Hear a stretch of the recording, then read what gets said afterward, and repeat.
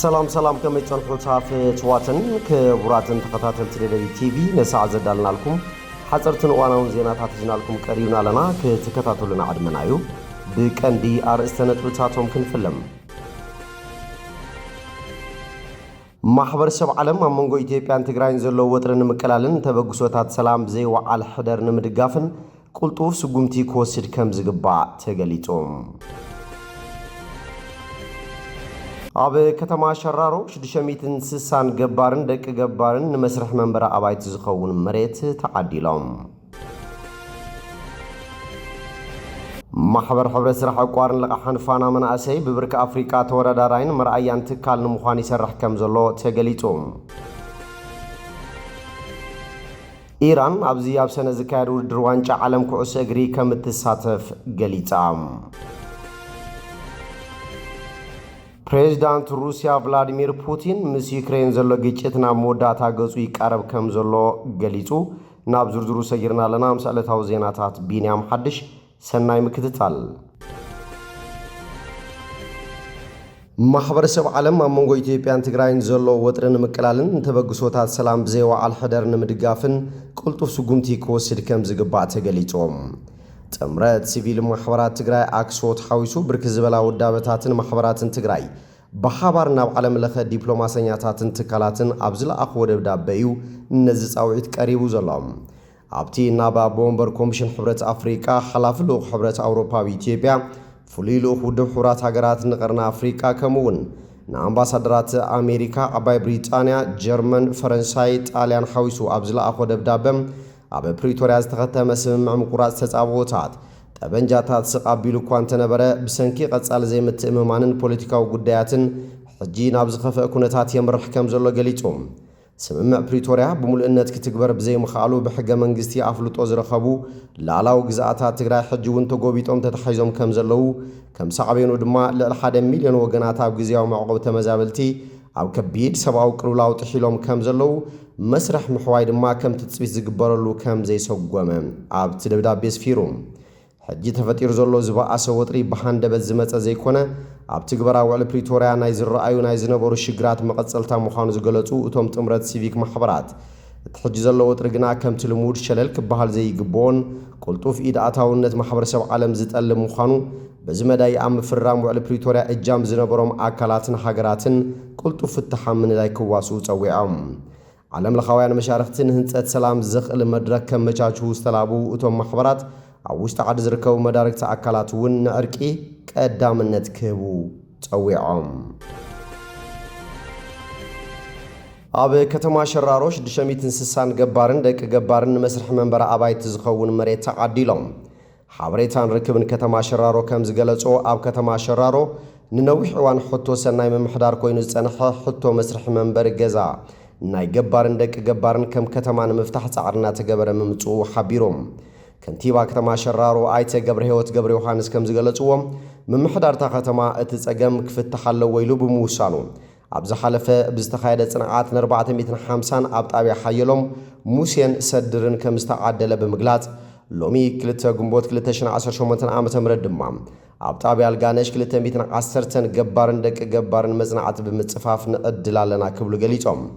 ብድምሩ ከም ከተማ ብዝተኻየደ ዳህሳስን ጽንዓትን እትረቑ ዘማሉ 660 ገባርን ደቂ ገባርን ዓዲልና ኣለና ዝበሉ እቶም ከንቲባ ኣብ ከይዲ ጽንዓት ጸገም ኣለዎ ዝተባሃለ ቀጻሊ ምጽራይ ዘድልዮም ገባርን ደቂ ገባርን ስለ ዘለዉ ነዚ እውን ግቡእ ምጽራይ ተገይርሉ ዝግብኦም ኩሉ ናይ ምዕዳል ስራሕቲ ከም ዝቕጽል ኣረጋጊጾም ተጠቀምቲ ተዕድል ብወገናት ብግዲኦም ኣብ ዝሃብዎ ርኢቶም እቲ መንግስቲ ዝገብሮ ዘሎ ዕደላ ጽቡቕ ኮይኑ ብዝበለጸ ድማ ኣብቲ ናይ ወለድና መንበሪ ገዝኦም ዘሎ ቦታ ክወሃቦም ከም ዘለዎም እዚ ድማ ንኹሉ ገባርን ወዲ ገባርን እኹል ምጽራይ ተገይርሉ ክዕደል ከም ዘለዎ ኣመላኺቶም ክብል ሓበሬታን ርክብን ከተማ ሸራሮ ጸብጺቦም ማሕበር ሕብረት ስራሕ አቋርን ለቃሕን ፋና መናእሰይ ብብርኪ አፍሪካ ተወዳዳራይን መርአያን ትካል ንምዃን ይሰርሕ ከም ዘሎ ገሊጹ እዚ ዝተገለጸ እቲ ማሕበርን ኣብ ወንበር ቦርድ እቲ ማሕበርን ማለት እውን ብብርኪ ማሕበርን ብውልቀ ሰብን ኣብ ውድድር ዓለም ለኸ ቃል ኪዳን ማሕበራት ሕብረት ስራሕ አፍሪካ ICA ምሕጻያም ኣመልኪቶም ንጋዜጠኛታት ኣብ ዝሃብዎ መግለጺ እዮም ኣብቲ መግለጺ ዋና ፈጻሚ ስራሕቲ ማሕበር ኣይተ ጎይቶኦም ተስፋይ محبر حبر السرح أقوارن لقحن فانا مناسي كرم 12 عامات بتግራይ ዝነበረ ፈተናን መሐለኻታትን መናእሰይን ምፍታሕ ከም ዝተጣየሸን በብዋኑ ዝተፈላልዩ መሐለኻታት ሓሊፉ عود سرحتنا سرح كم زخونن اتم بولصات تموكروتات ድማ ንምብራኽ ይሰርሕ ከም ዘሎን አብሪሆም እታ ማሕበራ ኣብ 2006 ዓመተ ምህረት እንትጣየሽ ሰፊስ እነ ስራሕ መናእሰይ ዘይፍትሓዊ ክፍፍል ሃፍቲ ሓቋፋይ ዘይኮነ ስርዓት ፋይናንስን ካልኦት ፀገማት ከም ዝነበሩ ድሕር ምዝኽኻር እታ ማሕበር እቶም ፀገማት ንምፍታሕ ከም ዝተጣየሸትን ኣብ መጀመርታታት 6 ዓመት ድማ ሕጽረት ግንዛበ ማሕበር ሕጽረት ካፒታል ኣብ መስረትን ሰራሕተኛታትን ናይ ሞያ ክፍተት ከምኡውን ክፍተት መስርሕ ሕጊ ማሕበራትን ካልኦትን ከም ዝነበሩ ገሊጾም ኣብ ዋን ኩናት ትግራይ ኣብታ ማሕበር ኣባላታን በሓፈሻ ድማ ኣብ ትግራይ ዝበጽሕ ሰብኣውን ንዋታውን ጉድኣት ሰፊሕ ክሳራ ከም ዝበጽሐን ድሕሪ ውዕሊ ፕሪቶርያ እውን ማዕረ ኩናት ጉድኣት ከም ዝበጽሐን ኣይተጎይቶኦም ገሊጾም ማሕበር ዕቋን ለቕሓን ፋና መናእሰይ ብሰብ ስራሕን ተፈጥራውን ዝተፈጠሩ ጉድኣታትን ምፍታሕ بقدامነት ሞትን ሕማምን ወገናት ንምንካይ ከምውን ነቶም ፀገማት ንምፍታሕ ዝሕግዙ መዋጽኦ አንፈታት ብምፍጣር ሓደሽቲ መስርሕ ማሕበር ብምትእታውን ንኣባላታን ህዝባን ከም ዘገልገለ ተፍሊጦም ኣይተጎይቶም ከም ዝገለጽዎ ማሕበር ፋና መናእሰይ ሕጅውን ተመዛበልቲና መረበቶም ብዘይ መምላሶምን ካልኦት ምኽንያታትን ንስራሕታ ዕውትነት ኣሉታው ጽልዋ ዋላ ኳንታሎ እታ ማሕበር መጠን ዕቋር ኮነ ልቕሕ ብምዕባይ አባላት በሙሳኽ ውዝፍ ለቃህ መምላስን ማሕበራዊ ግልጋሎት በመሃብ መርአያ ፈጻጽማ ከም ዘለዋ ገሊጾም እታ ማሕበር ከምኡውን ነታ ማሕበር ብላዕሊ ኮይኖም ዝመርሑ ኣቦ መንበር ቦርድ ፋና መናእሰይ ዶክተር ሓለፎም ገዛ አበራ ብዘለዎም ድልውነትን ልምዲ ስራሕን ትምህርትን ኣብ ውድድር ዓለም ለኸ ጥምረት ማሕበራት ሕብረት ስራሕ ICA ከም ዝተሓጸዩ ዋና ፈጻሚ ስራሕታ ማሕበር ኣፍሊጦም ስለዚህ ተጋሩ ዓወት ማሕበር ሕብረት ስራሕ ዕቋን ለቃሕን ፋና መናእሰይ ዶክተር ሓለፎም ገዛኢ አበራ ዓወት ህዝብ ትግራይ ምዃኑ ብምርዳእ ድጋፍ ክገብሩ እቶም ዋና ፈጻሚ ስራሕ ገሊጾም ትግራይ ከም ክልል ብሓደ ገጹን ከም ሃገር ዳርጋ ኮይና ትወዳደረሉ ሓደ ዓብይ ኩነት ኣሎ ሕዚ እዚ ድማ ካብ ማሕበራት ሕብረት ስራሕ ኣፍሪካ ብልጽቲ ኮይና ክትወዳደር ተሓጽያ ቀሪባ ስለሌላ ያው ንሱ ንምንታይ እያ ተሓጽያ ታየ ገዳስነቱ ከም ተጋሩ ታይና ክንገብር ልግባእ ልብል መልእኽቲ እዩ ምዚተ ተሓይዙ ነቲ ማሕበር ልመርሕ ኣቦ መንበር ማሕበርና ዶክተር ሓለፎም ገዛውን ብሉጽ ወይ ድማ ጽዑንተ ፈጣሪ መራሒ ሕብረት ስራሕ ተባሂሉ ተሓርየሎ ክልቲኦም ውድድር እዮም ነይሩ ንፋና ንምሕራይ ዝተወሰዱ መዐቀንታት ሓደት ማሕበር ታይ ፀገማት ናጋጠምዎ መጽኦም ታይ ፀገማት ተጋጢሞምዎ ልብልዩ ካብኡ ዞም ፀገማት ከም መፍትሒ ለቕሞጦም ወይ ልሰርሖም ስራሕቲ ታይ እዮም ልብሉውን ብዝርዝር እዩ ለቐርብት ዶክመንት ናፍቲ ቅድሚ ናብ ሕፀ ምሕላፍ ውድድር ትግበር ተሎ ፈተናታት መፍትሕም ሰቐመጠ መጨረሻ ታይ ውጽኢታት ከመዝጊው ልብሉ ሓሳባት በሰለስቲዩ ማዕቀኒ እዩ ፋና መናእሰይ ሕዚ ኣብ ውድድር ለሎ ተለቕረብናዮ ጽሑፍ ንመወዳደር ጽሑፍ ተቐባልነት ረኺቡ ሕዚ ፋና ብደረጃ ኣፍሪካ ኣብ ኢትዮጵያ እውን መበል ካልአይቲ ኮይና ኣብ ውድድር ኣላ ማለት እዩ ሕዚ እዚ ክሳብ ብናይ ፈረንጅ ቆጻጽራ ግንቦት መወዳእታ ብውድድር ክቕጽል እዩ በመራርሓ ደረጃውን ያው ነተን ወራደራ ማሕበራት ብሉጻት መራሕቲ ተባሂሎም ነቶም መራሕቲ እውን ኣብ ውድድር ኢና ንርከብ ሕዚ ፋና ካብዚ ናይ መጀመርያ ሕቶ ክንላዓል ታይ ፈተናታት እዩ ሓሊፉ ልብል ንሕና ታይና ቀሪብና ካብ መጀመሪኡ ፋና ብፈተና ይተፈጢሩ ልብል ፈተና ቻሌንጅ ርዩ ዕንቅፋታት መሐለኻታት ርዩ ተፈቲኑ ዞም መሐለኻታት እዚኦም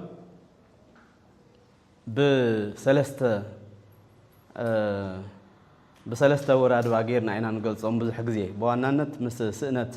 صراح مناسي تتحزى شجر سلنا ورا محل خاص لنا ورا إفانا كمثلات تخيلوا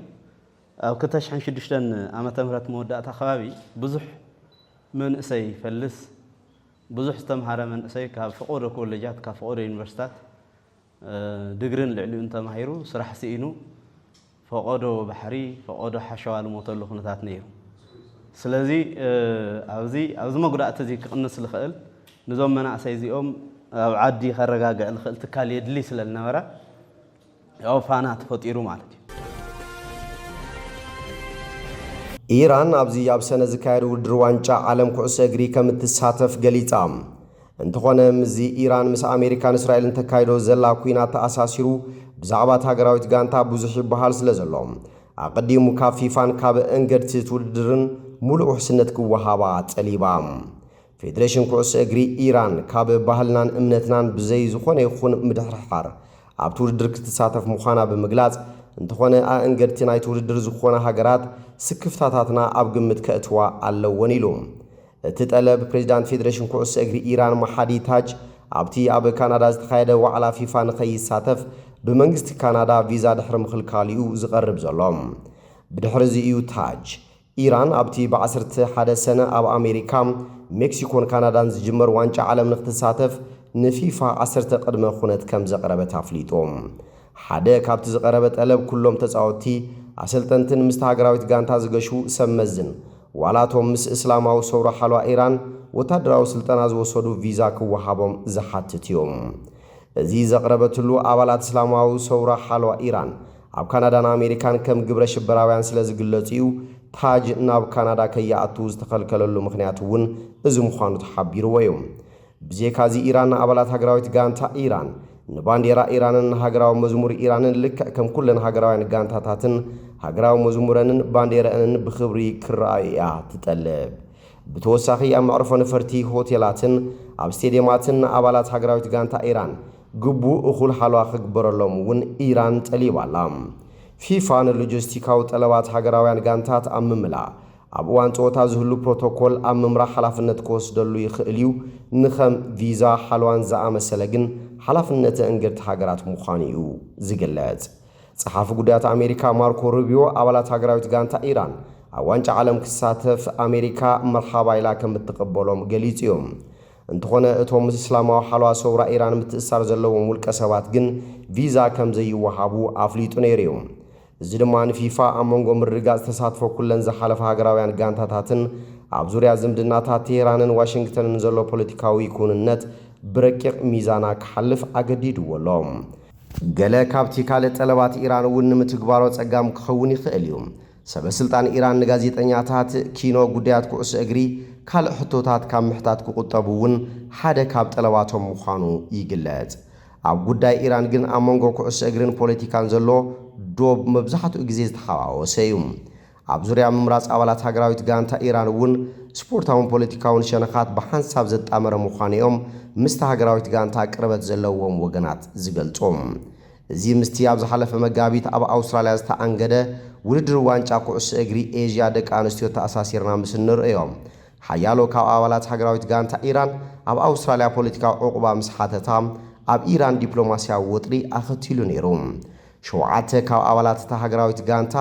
ኣብ ኣውስትራልያ ዕቁባ ተዋሂብዎን እኳ እንተነበረ 5 ካብን ሓሳብን ብምቕያር ናብ ሃገረን ተመሊሰን ኣሰልጣን ሃገራዊት ጋንታ ኩዕሶ እግሪ ደቂ ተባዕትዮ ኢራን ኣሚር ጋላኖይ ንኢራን ዘሳትፍ ገለ ጸወታታት ብፖለቲካዊ ሃዋሃው ክዕብለል ከም ዝኽእል ስክፍቱ ገሊጹ ነይሩ እዩ ዋላ እኳ እቲ ወጥሪ እንተሃለወ ኣብዚ እዋን እዚ ኢራን ካብቲ ውድድር ክትስሕብ ከም እትሓስብ ዝሕብር ምልክት የለን ኣብ ክንዱ እዞም ዳሕሮት ምዕባለታት ኣብ መንጎ ሰበስልጣን ፊፋ ኢራንን ኣሜሪካን ብዛዕባ ተሳትፎ ኢራን ኣብ ታሪኽ ትዛዓበየ ዋንጫ ዓለም ኣብ ዝምልከት ብድሕሪ መጋረጃ ዝተሓላለኹ ዘተታት ይካየዱ ምህላዎም ዘርኢ እዩ ፕሬዚዳንት ሩስያ ቭላዲሚር ፑቲን ምስ ዩክሬን ዘሎ ግጭት ናብ መወዳእታ ገጹ ይቃረብ ኣሎ ክብል ገሊጹ ፑቲን ነዚ ዝበለ ዓወት ሕብረት ሶቪየት ኣብ ካልኣይ ኩናት ዓለም ንምዝካር ኣብ ሞስኮ ዝተኻየደ ወታደራዊ ምርኢት ንጋዜጠኛታት ኣብ ዝሃቦ ቃል እዩ እቲ ጉዳይ ናብ መወዳእታ ገጹ ይቃረብ ኣሎ ኢለ እየ ዝሓስብ ዝበለ ፑቲን ነቲ ኣብ ዩክሬን ዝካየድ ዘሎ ፍሉይ ወታደራዊ ስጉምቲ ብምጥቃስ ነቲ ሃገራት ምዕራብ ንመንግስቲ ኬቭ ዝህብኦ ዘለዋ ደገፍ ድማ ኮኒንዎም እቲ ዓመታዊ ምርኢት ሩስያ ዩክሬን ንቀይሕ ኣደባባይ ብድሮናት ክትድብድቦ ትኽእል እያ ዝብል ስግኣት ስለ ዝነበረ ካብቲ ልሙድ ምርኢት ወታደራዊ ታንክታትን ሚሳኤላትን ተሓሪሙ ይውዒሉ ብደገፍ ፕሬዚዳንት ኣሜሪካ ዶናልድ ትራምፕ ኣብ መንጎ ሞስኮን ኬቭን ኣብ መወዳእታ ደቂቕ ዝተገበረ ስምዕ ምቁራጽ ተኽሲ ነቲ ክወርድ ዝኽእል ዝነበረ ሓደጋ መጥቃዕቲ ኣቃሊልዎ እዩ ፑቲን ኣብ ዘረብኡ ሩስያ ፍትሓዊ ኩናት ትዋጋእ ከም ዘላ ብምግላጽ ንዩክሬን ድማ ብመላእ ኪዳን ሰሜን ኣትላንቲክ ኔቶ ትዕጠቕን ትድገፍን ዘላ ዓማጺት ሓይሊ ክብል ጸዊዕዋ ድሒሩ ኣብ ዝተኻየደ ጋዜጣዊ መግለጺ ብዛዕባ ደገፍ ሃገራት ምዕራብ ንዩክሬን ተሓቲቱ ክምልስ እንከሎ ንሳቶም ማለት እውን ምዕራባውያን ሓገዝ ክህቡ ቃል ኣትዮም ድሕሪ ግን ምስ ሩስያ ክሳብ ሎሚ ዝቕጽል ዘሎ ግጭት ከጓሃሩ ጀሚሮም እቲ ጉዳይና መወዳእታ ገጹ ይቃረብ ኣሎ ዝብል እምነት ኣለኒ ግናኸ ከቢድ ጉዳይ እዩ ክብል ገሊጹ ፑቲን ምስ ፕሬዚዳንት ዩክሬን ቮሎዲሚር ዘለንስኪ ክራኸብ ዝኽእል ነባር ናይ ሰላም ስምዕ ምስ ዝፍረም ጥራይ ምዃኑ ኣመልኪቶም ኣብ ሳልሰይቲ ሃገር ምርኻብ እውን ዝከኣል እዩ እንተኾነ እዚ ኩን ክኸውን ዝኽእል ነዊሕ እዋን ዝወሰደ ታሪኻዊ ረኣያ ዘለዎ ናይ መወዳእታ ስምምዕ ምስ ተበጽሐ ጥራይ ክብል ገሊጾም ፑቲን ብተወሳኺ ንኣውሮፓ ዝኸውን ሓድሽ ናይ ጸጥታ ስምምዕ ንምዝታይ ድሉ ምህላውን እቲ ዝመርጾ መሻርኽቲ ዘተ ድማ ቻንስለር ጀርመን ነበር ጌርሃርድ ሽሮደር ምዃኑን ገሊጾም ኣብ ዝሓለፈ ሰሙን ፕሬዚዳንት ቤት ምኽሪ ኣውሮፓ አንቶኒዮ ኮስታ